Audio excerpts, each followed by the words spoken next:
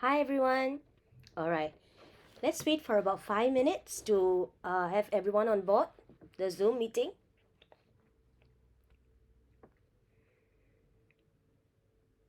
Awesome. I've got all 15 of y'all here inside right now. Okay, so today we are here to actually embark on our new journey, which is called Project ACE. And you may ask me, what is Project ACE?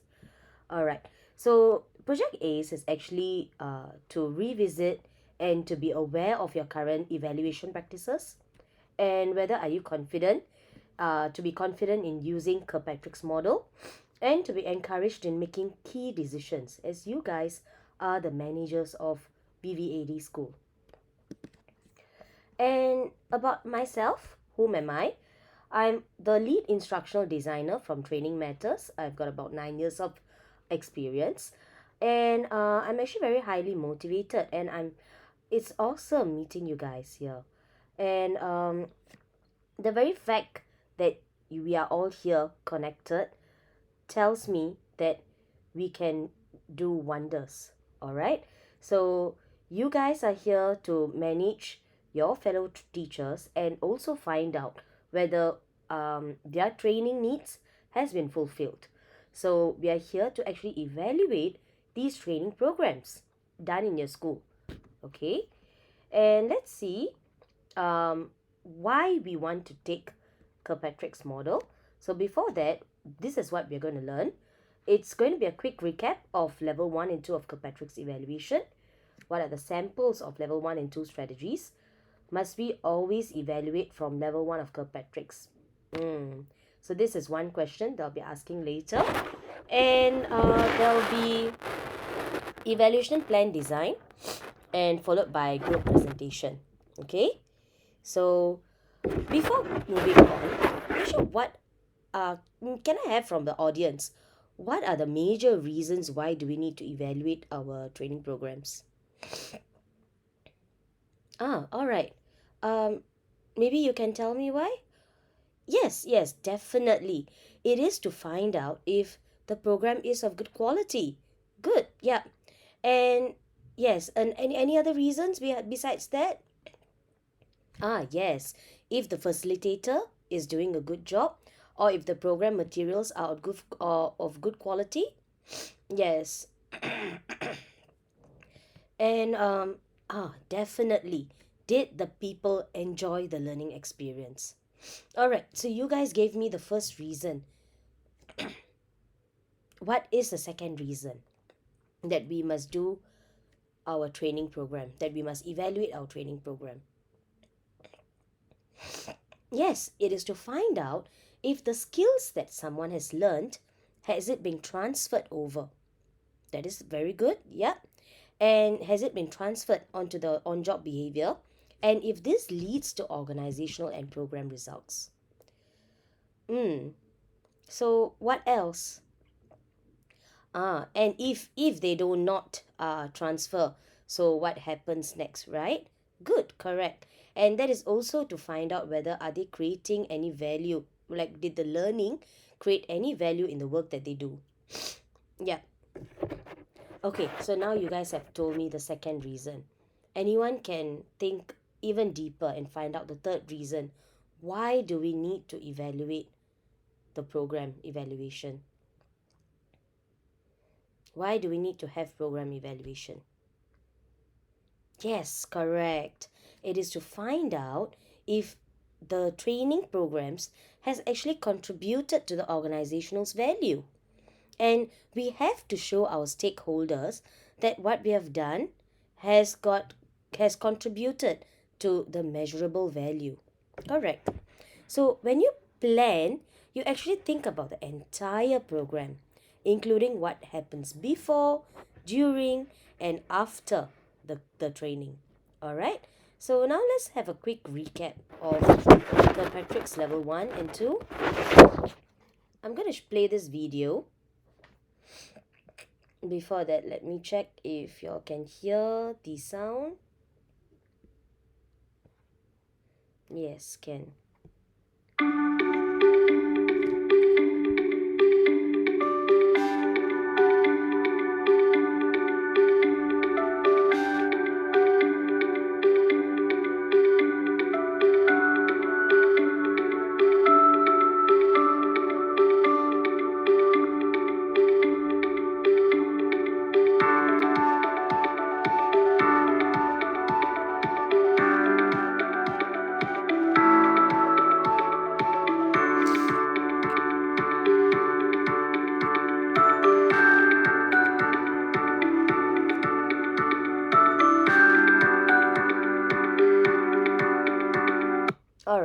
So this was Kirkpatrick's level 1 and 2. I'm going to go a bit further and also play Kirkpatrick's levels 3 and 4.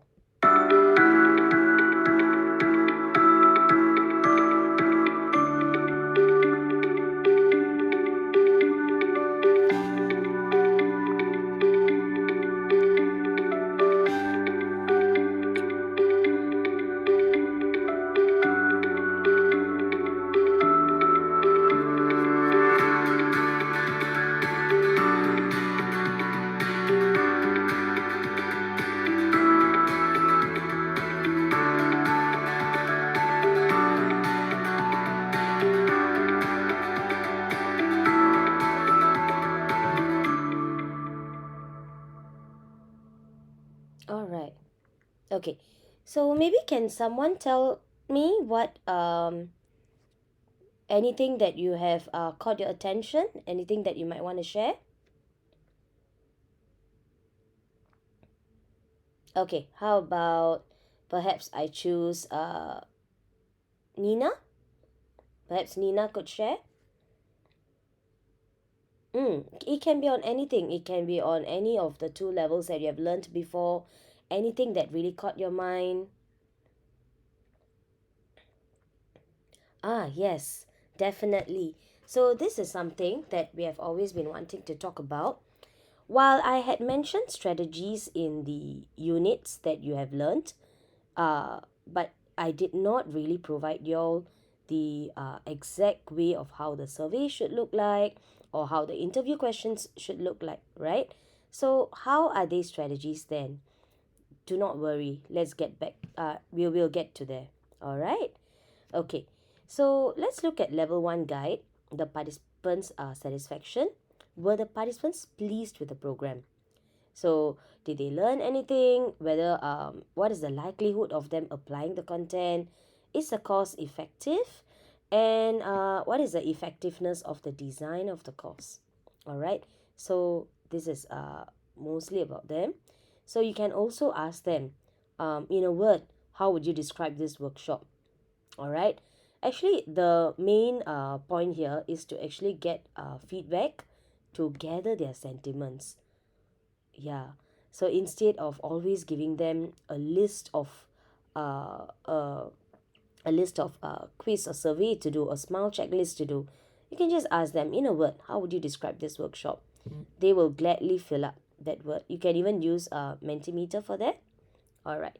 So level 1 guide is the others would be from 1 to 5. How would you describe this program? All right. So you can circle a number from 1 being poor and 5 being outstanding. Actually, when what this does is actually to this is called as descriptive data. So it provides quantitative feedback to determine average responses. And then you can actually talk about perceived learning. So this guide actually shows that how much did you know about this topic before taking this training? Actually, these questions does not have much to do about the learning itself. It's about what do they perceive learning. All right. So how much do you know about this topic after participating in this training? So this is like a before and a after question. So it goes from nothing to some to a lot. So always decide what you need to find out and then design a form that will help to quantify reactions. You can encourage some written comments and get 100% immediate response and determine the participants' acceptable standards.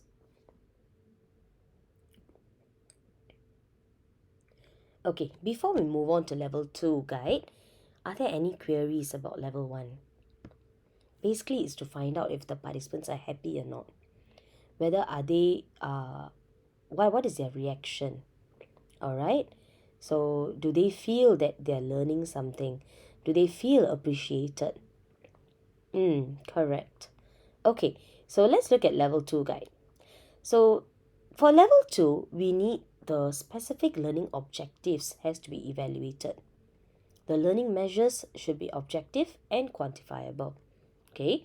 For example, it can be role play, it can be paper pencil test, it can be simulations, case study, and performance on skill sets. Now, this is a question. Must we always evaluate level 1 of Kirkpatrick's? Before I play this video, can I have a ground sensing of who thinks that we must always evaluate level 1 of Kirkpatrick's? Maybe you can show your hands through the um, reactions. Okay, I see that Darren did not put up his hand. Is there any reason why you didn't put up your hand, saying that there's no need to always evaluate level 1? Mm. Yes, correct. Yes, you're right. You're right. The thing is that we should not force feed any evaluation for the sake of evaluating. Perhaps we should look at this video and then we can figure out whether are there any ways to actually merge level 1 and level 2 questions together so that it can be easier on us, and it is also something that helps us to be a checkpoint after every lesson or after every training session. All right, so let's have a look at this. Welcome to this Kirkpatrick podcast. This is Wendy Kirkpatrick, and I'm here today with Jim Kirkpatrick. And what we're going to be discussing is a common question that we get via email, in our LinkedIn discussion group, and often in our sessions, which is, should I always conduct a level 1? I'm going to turn it over to Jim to get us started. Wendy, that is a common question. You're right. In fact, it's one of the most frequent that we get, and it's real tempting to want to say, yes, you always conduct a level 1. But if we look at this question in a little more detail, we find that implicit in that question is that there is a strict, rigid definition of what a level 1 is that we are conducting. And oftentimes, what I think people are thinking is it's a reaction sheet given to participants immediately after the session. And if that indeed is the question, the answer is no. And the reason that we say no is that we don't want people to be locked into always doing the same type of evaluation at level 1. And frankly, a lot of times, formally evaluating level 1 at the end of a session with a reaction sheet is not even called for, and it's not even necessary.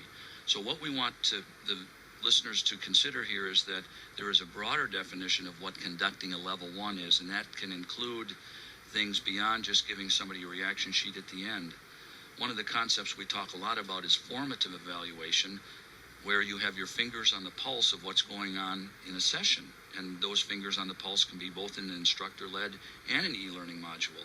We're trying to find out not just if our participants are satisfied along the way, but are they with us, and are they finding what's going on relevant to their future? So there's lots of different ways to do that, all the way from just a good instructor being able to sense and see what's going on, to questions that are asked, to reading body language and the type of feedback you're getting. And we want to make sure that you are assessing level 1 in every single program you deliver along the way, because if you wait till the end and you give a reaction sheet in a summative manner, sometimes, it's too late to do anything about the things that were going on that maybe were distracting the learner or were not relevant to what they were interested in learning. Thanks, Jim. Another point that I'd like to make related to the question of should I always conduct a level 1 is that really the Kirkpatricks advocate measuring as many levels as possible every time you take the time, money, and resources to conduct evaluation. So what do we mean by this? If you do choose to do some sort of evaluation at the end of a session, we would hope that you're going to measure more than level 1 customer satisfaction. In fact, we'd encourage you to incorporate questions that measure all 3 of the dimensions at level 1, which are customer satisfaction, engagement, and relevance to the participants. Furthermore, we encourage you to consider adding questions that also get into level 2. For example, the dimensions of confidence and commitment in particular. How confident do people feel to apply this new knowledge when they get back to the job? And will they commit to you that they're actually going to put forth the effort to do that? From there, we encourage you to go ahead and ask questions about what kinds of outcomes they even think that they might accomplish if they do actually use these new knowledge, skills, or ideas on the job. So don't just measure only one dimension of level 1, customer satisfaction. Measure as many levels as you can whenever you conduct your measurement. We hope that these tips are helpful to you in assessing how and when you measure level 1 as well as all of the other levels before and after your training programs. Now, if you've enjoyed this podcast tip, we encourage you to. All right. So, as what you have heard, as what she said, they always encourage everyone to conduct level one because we are really using our resources, our time, right? But at the same time, we can actually merge a bit of level one and level two in our evaluation forms or rubrics, etc. Okay, so what are we going to need? We are going to need evaluation surveys, rubrics, and other materials. And I would like to share with you all this Kirkpatrick's blended evaluation plan. They have got some form samples, but please beware, please do not take photos of this. This is only for view. Do not copy this. All right.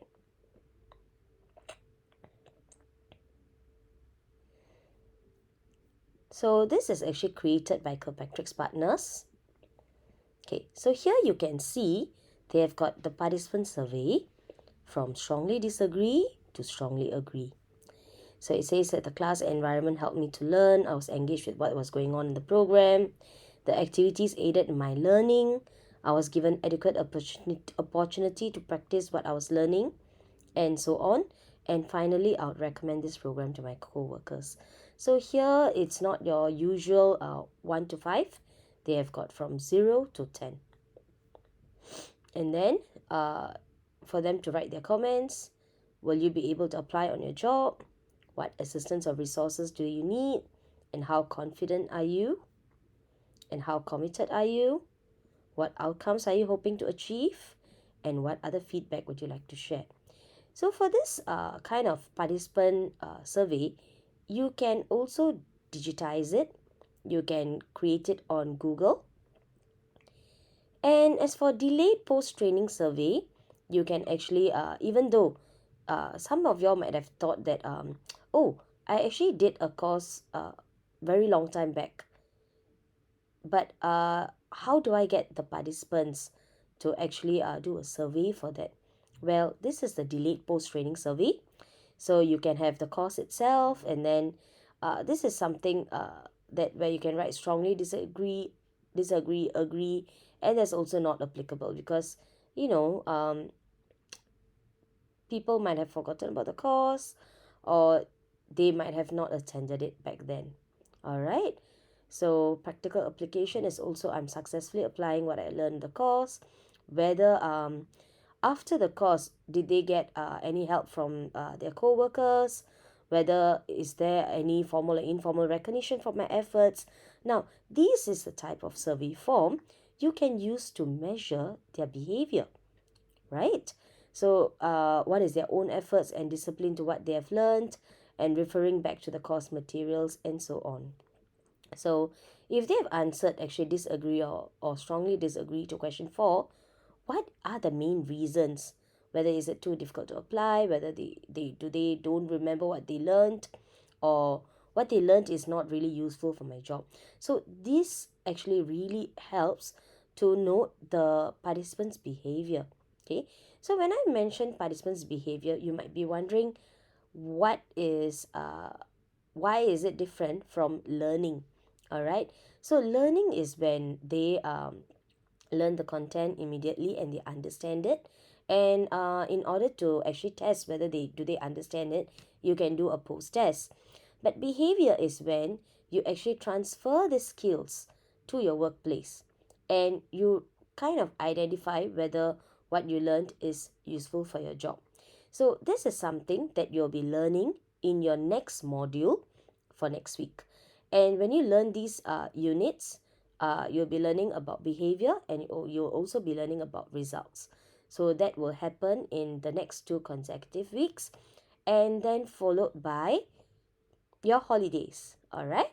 So when you come back from your holidays, you will actually um, come up with an evaluation plan for your school for the training program that the teachers will be having for 6 months. 6 months, it is because we have discussed this with your school leaders, and it is because the training program is going to happen every fortnight. When I mean every fortnight, it is going to happen on every Wednesday during inspiration time. This is something that I like about what your school actually calls it, because in many schools they call it contact time, but in this school, in your school, they call it inspirational time. It's really inspiring. All right. Okay. So this is a sample, and then there's this one called Kirkpatrick Day 1 evaluation. So this is about them taking responsibility for being involved in today's session. The information in today's session is applicable to my work. So this is also about reaction. Whether are they satisfied, are they engaged, and is it relevant to them? All right. And then there's performance-based rubrics. So while okay, this is for supervisors and with relevance to performance of customer service representatives, but we can actually change this to whether what is the target behavior of the teachers, and then what is the rating, and what are your coaching comments, because I understand that as managers you all actually note them and see their, I mean, observe, go for their lesson observations and such. So maybe you can write in your coaching comments here. Instead of saying coaching, you can maybe just say observations. All right. So it can be reporting officer, supervisor's observations. So these are the rough ideas that we have provided. And from here, we actually want to see if you can,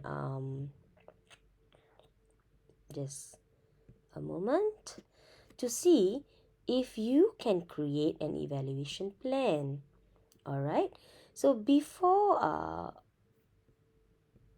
show you all, okay, give me a moment. Let me go to the screen share to actually show you all what you will be doing. Okay.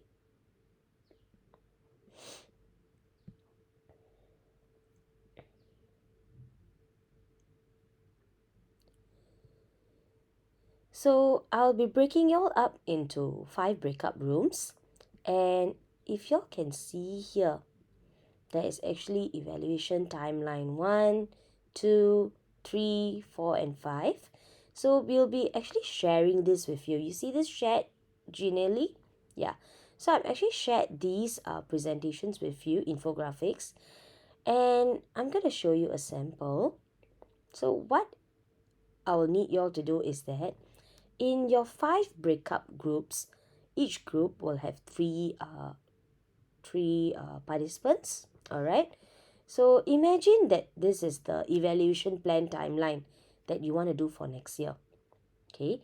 So this training program for teachers is a 6-month training program. So the training program is going to stop somewhere around here in June. Okay. So for this, if you were to click on this, you can actually change the words here.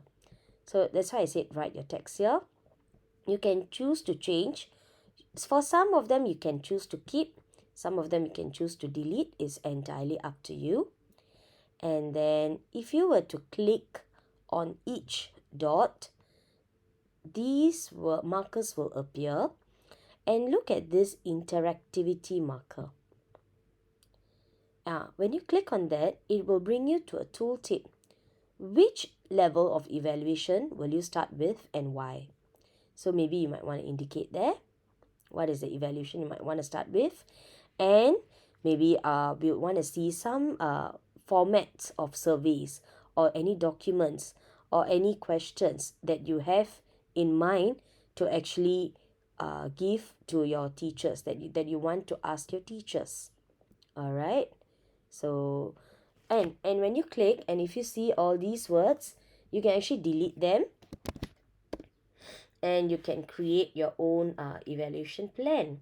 All right. So if you'll find that maybe this space is too small or anything, what you can do is that you can actually create your own evaluation plan in Google Docs, and you can link it. All right. So when you link it, you can open in a new tab. Okay. And then here, I've got another question. What strategies will you employ for level 1 evaluation for reaction? And how will you analyze this information? So these are the questions that our facilitators will be going through with you. And what are the strategies you'll use to evaluate level 2 learning and why? And again, this one you can delete and edit accordingly. Okay, and how will you evaluate transfer of learning within the course period of 6 months? Okay, so this is where you can start to think about certain knowledge transfer that's going to happen and how you're going to actually evaluate your fellow teachers, your fellow colleagues. Yes, and again you can edit accordingly. So if there's anything that needs to be done after June, you can actually keep it for now, because I believe that this evaluation timeline is going to help y'all to actually consolidate your resources, come up with your own evaluation rubrics, and also come up with your own surveys and so on, and you can park it here. The only thing about this Genially website is that out of the three of y'all in the group, I cannot have the three of y'all to open this link at the same time, because only one of them can edit it and it will be saved accordingly. Yeah, so it's not like a cloud control kind of edits. But what will happen is that the other two members in your team can actually come up with the evaluation rubrics, and they can help to type it out elsewhere, and then once you're done you can copy paste and so on. So this is something that I let y'all do because y'all are proficient in using Google Docs and Google Excel and so on. So we would like to see your whole evaluation plan, at least until level 1 and level 2, until this from the start to the end of the 6 months training program for teachers. All right, and if there's any questions, our facilitators will be there to help you. So without further ado, I'm going to put y'all into your breakout rooms, and I'm going to give y'all about 1 hour, okay, to do this. And I will let y'all know when to come back. And when we come back, I'm going to give y'all about 10 to 15 minutes to actually present your document to us. All right, so this evaluation timeline is based on the 6 months training program for teachers. So think about it and think about what are the questions you might want to ask them and how you're going to conduct this whole evaluation. Okay, so now let me open up the breakout rooms. Okay, so I'm going to open the rooms, and I would want y'all to actually enter the rooms according to the pre-assigned numbers I've given y'all.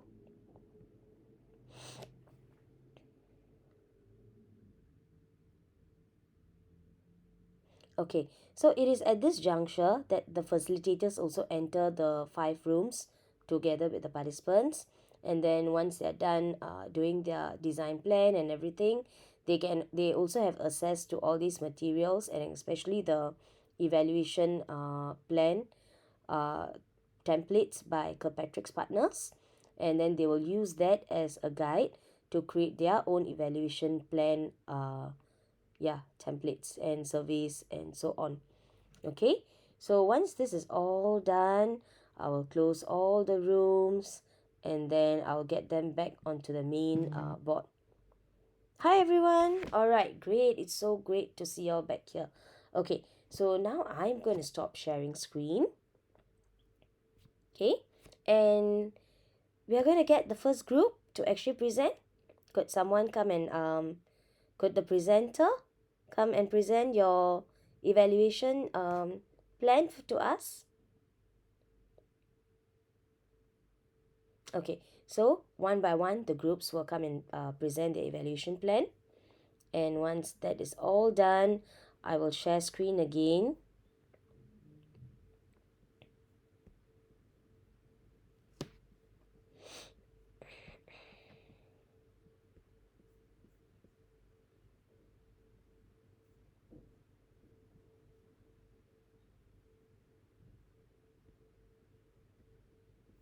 Okay.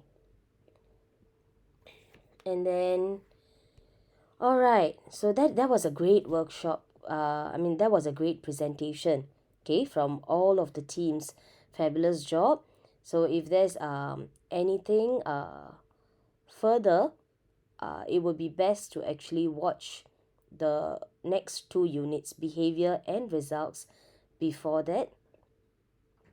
And I would need y'all to actually, if y'all have any more queries after this session, or even after all these units have, after you have completed all your units, you can actually proceed to the Telegram page for to actually pen down your queries. All right. So let's actually look at this video. It's exactly like how you have learned blended learning. This is actually about blended evaluation approach. I would say that as much as 90% of the population of L&D professionals are using inadequate and traditional evaluation methods that are just not getting the job done. What they're doing is smile sheets, pre and post test, and maybe a 90-day survey and hope for the best. The concept that I want people to consider is blended evaluation. Just like blended learning has been around for decades, and it's a wonderful tool because we use different methods for different people to get different kinds of results. We need to use the same concept with blended evaluation, which means using different methods, different sources in a blended manner to get as much of the truth as possible in order to make good decisions in the classroom, in the field, and put together an effective, compelling chain of evidence for our stakeholders that what we're doing is making a difference. We need to stop being fearful that what we're going to find in the field is going to make training look inadequate. In and of itself, training is not strong enough to get people to perform their jobs in order to get results. Therefore, we need to use a package approach to learning and performance and make sure that we have pre-training, training, and post-training components, but technology is not enough to give the complete picture of evaluation. You need to add the human element, the human factor of talking to people to find out the richness and the deeper truth of what is working and what isn't, and put the two together to get a complete picture. All right. So I hope you have actually learned quite a bit from each other, and of course from this Zoom session, that we can also use a blended evaluation approach using Kirkpatrick's models. So it doesn't have to be the standard same answer. So it can be a mixture of interviews, focus group discussions, surveys, and smile sheets, and so on. All right. So here I'm gonna actually reveal the winning groups. The winning groups are, drum roll, yay, group 2 and 3, yay. All right, so you guys will be getting a $10 e-voucher from NTUC each. Okay, so it's exciting, yeah. All right, thank you so much. So you may actually follow us on Facebook and Instagram. Okay, thank you.